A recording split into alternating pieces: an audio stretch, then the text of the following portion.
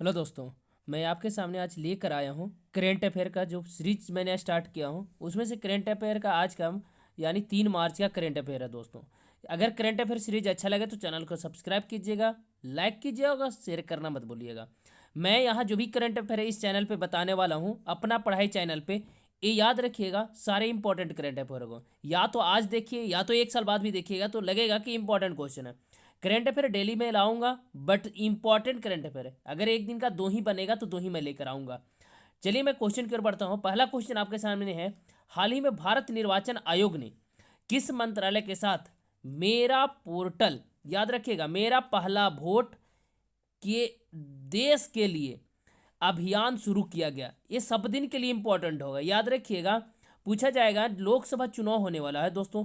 भारत निर्वाचन आयोग ने मेरा पहला वोट देश के लिए ये जो शुरुआत किया है ना, ये आपका शुरुआत किया गया है शिक्षा मंत्रालय के द्वारा। नीचे कुछ पॉइंट लिखे गए हैं।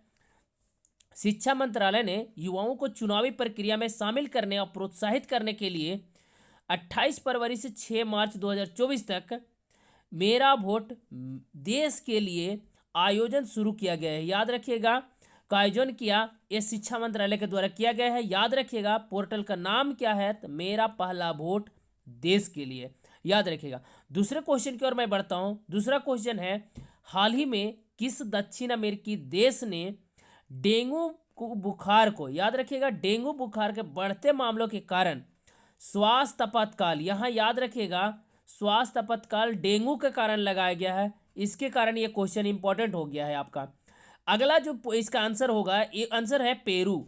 याद रखिएगा पेरू ऐसा देश है, दक्षिण अमेरिकी देश है, जो डेंगू बुखार के बढ़ते मामलों को, उस देश में पेरू देश में डेंगू का बुखार सबसे ज़्यादा प्रकोप है, जहां 31,000 मामले देखे गए हैं, जिसमें से 32 लोगों की मौत ऑलरेडी हो चुकी है। इसके लिए स्वास्थ्य आपातकाल डेंगू के लिए पेरू देश ने लगाया है। पेरू की राजधानी है लीमा, याद रखिएगा लीमा। और इसका मुद्रा जो बात करेंगे तो सोन है, SON सोन।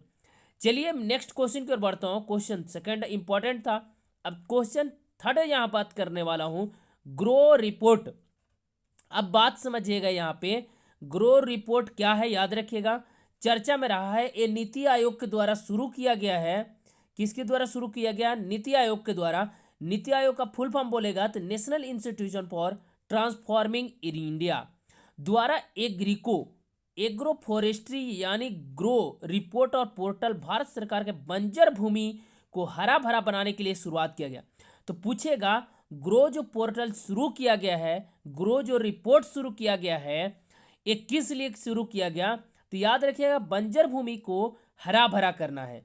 तो ग्रो जो बना है एग्रो फॉरेस्ट्री से बना है। ग्रो जो रिपोर्ट निकाला जाएगा वो बंजर भूमि को निकाला जाएगा, क्योंकि उसको हरा भरा करना है भारतीय सरकार के द्वारा। याद रखिएगा यह नीति आयोग के द्वारा शुरुआत किया गया।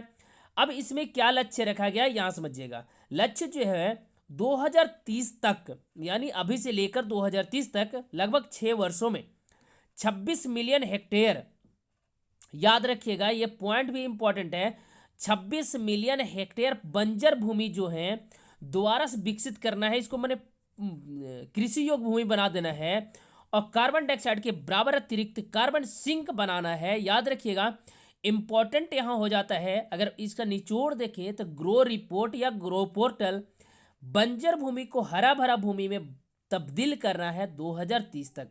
वो भी कितने हेक्टेयर की बात किया गया? तो 26 मिलियन हेक्टेयर बंजर भूमि को हरा भरा करने का लक्ष्य रखा गया है नीति आयोग के द्वारा।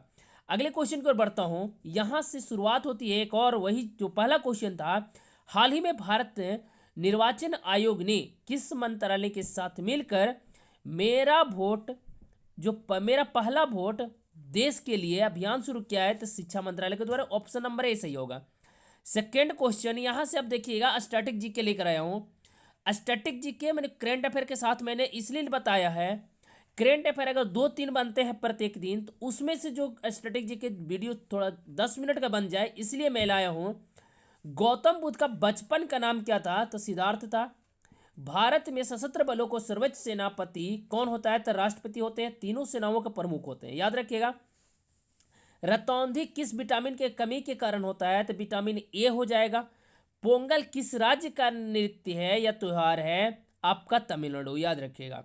गिद्धा एवं भांगड़ा किस राज्य के लोक नृत्य है? तो गिद्धा और भांगड़ा पंजाब का लोक नृत्य है, याद रखिएगा। टेलीविजन का आविष्कार के पूछा जाएगा तो J.L. बेयर्ड होते थे, जॉन लोगी बेयर्ड, याद रखिएगा। इनका शॉर्ट नेम J.L. बेयर्ड भी बोला जाता। भारत की पहली महिला शासिका कौन थी? तो रजियत सुल्तान थी, तो दिल्ली दिल्ली सल्तनत की थी, याद रखिएगा। इल्तुतमिश की बेटी भी थी, याद रखिएगा। मछली किसकी सहायता से सांस लेती है? तो गलफड़े की सहायता से लेती है, याद रखिएगा। अगले क्वेश्चन है, इनकलाब जिंदाबाद का नारा किसने दिया था? तो भगत सिंह ने दिया था। लेकिन इनकलाब शब्द का जन्मदाता किसे कहा जाता है? मोहम्मद इकबाल को जाता है, याद रखिएगा। जो सारे जहां से हिंदुस्तान हमारा गाना को रचना किए थे और गाए थे। भारत के राष्ट्रीय गीत कौन सा है? तो वंदे मातरम है।